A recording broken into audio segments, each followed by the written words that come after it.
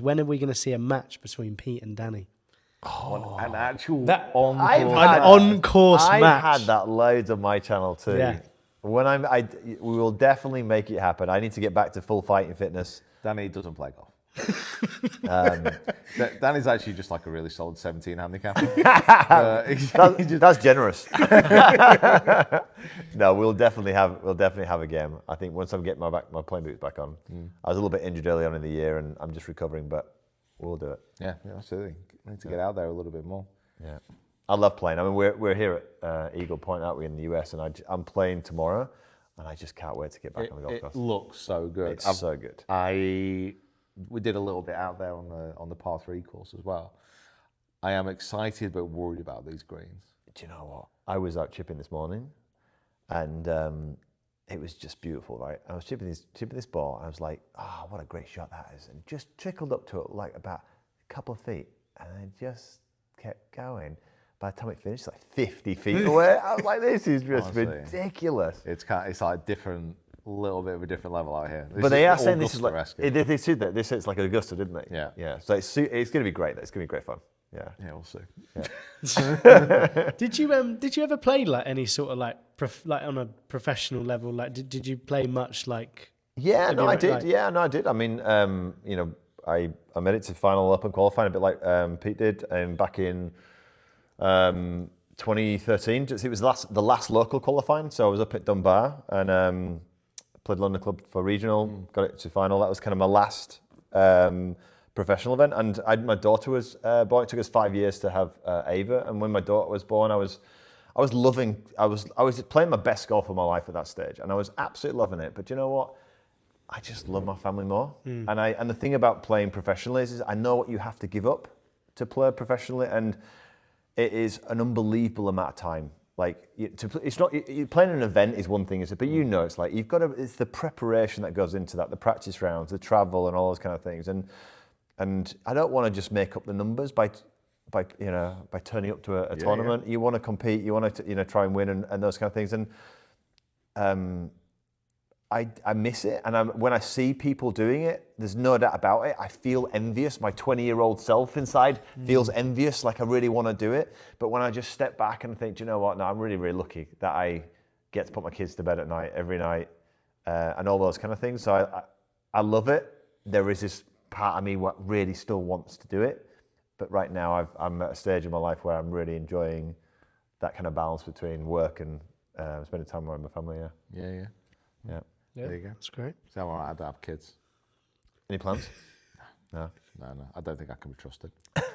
Well, that's probably right, actually. You need to grow up first. I just don't. Yeah. I don't think I'd be very good. And they're not really interesting when they're young, are they? No, not when they get to about 2, you're okay. But like, prior to that, no. If I had the money, like I'd probably take quite a Victorian approach. I think. Would you just like so chastise them? And... No, just get a nanny. So I'd be like, they're obviously born, great, bundle of joy. Yeah. Send them off to boarding school. Or you get a nanny, don't you? Yeah. You get a nanny first until they're like, I don't know what, 6. Yeah. And then you send them off to prep school. Prep school, you do. And then you send them off to boarding school. A long way away as well, so they can't come back. Yeah. And then they're off to boarding school till they're like. 16, something like that. Yeah, at least, yeah. And then they might be a bit interesting. And then send them off to university. And then off to university. Yeah. And then you move out. And then give them a few quid so they can buy their own house to get out. and then you die and you hope they turn up. Well, there you go. Well, you've got your strategy. That's life 101 by me. Oh my god! Simple times. How do you move forward? Where do we go from there, Pete? Where do we go from there? Right. Well, there is another question just about like your does like coaching ever kind of get in the way of your enjoyment of playing a little bit? Would you say as well? I think there's I mean, I was saying earlier. I think do I miss playing? 100%. Do I miss competing? Absolutely. And there is this, of course, there's this feeling like I just really want to do it. But I also absolutely love putting a smile on somebody's face. And one of my favorite type of golfers to coach, I've mentioned so many times, I love coaching senior golfers. I love coaching people that think that they can't improve. and they've gone past that point. And when they see that, it's like they've just you've taken 20 years off them. In that moment, they're young again almost. It's just the most amazing feeling I get. So I absolutely love that. And like I said, I just love getting back home. I love spending time with Laura and the kids and what have you. So I just keep reminding myself of that. But without a shadow of a doubt, all of that 100% gets in the way of playing, and I miss it daily. Really do. It's something. If you want to do, that's the same as any job in the world. Like if you want to do something, if you want to be the best at something to do your ability, that's what you've got to do. Yes. Yeah, you've got to be all in on it. Like, You do. Like I do miss coaching as well, but there's not a chance that I'd be able to do this.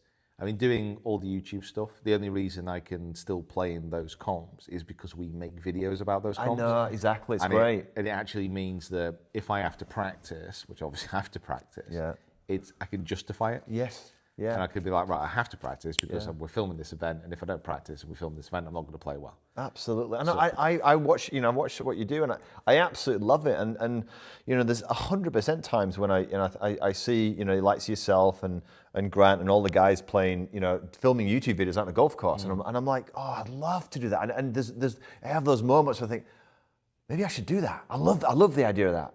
But then I pull myself back and I go, I can't do that travel. Yeah, I just can't do it, But I love, if you've got that time it's amazing, And like you say, you have to commit. For me, to be good at something, you've got to sacrifice a lot to be good at something. In my view, well, with coaching, you got to practice. You do. Like certainly when I was coaching, I knew like if I had a few weeks off from that, if that was like going on holiday or playing or filming or whatever. Like even after that small space of time, after a few weeks, I'd come back and I'd be rusty. You're rusty, rusty. Yeah, definitely, yeah. Rusty from. Yeah. Well, it was kind of like I gave one of Carly's friends' brothers. I gave a lesson to him a few years ago. It's the only lesson I've given in the last like 4 or 5 years, and he was really struggling shanking his chips. And we went out on the golf course and kind of got that sorted, which was great. Felt really good. Yeah. Got that sorted, and then he just struggled with a few kind of chunked chips as well. And I was kind of looking at it, and it took me a good, probably like 20, 25 minutes of like playing and chipping.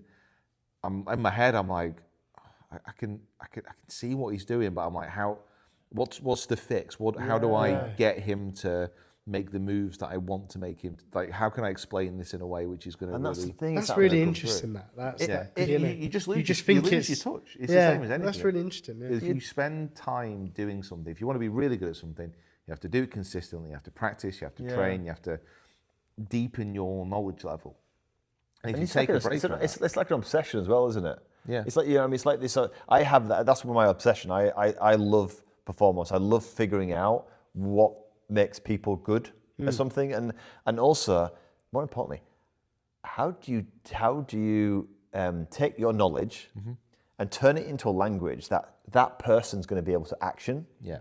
Not you could speak all this stuff like early extension and ulnar and deviation, radial deviation, and whatever, and then people are going, and you can sound impressive, but the reality is that's not necessarily going to make any difference. Yeah.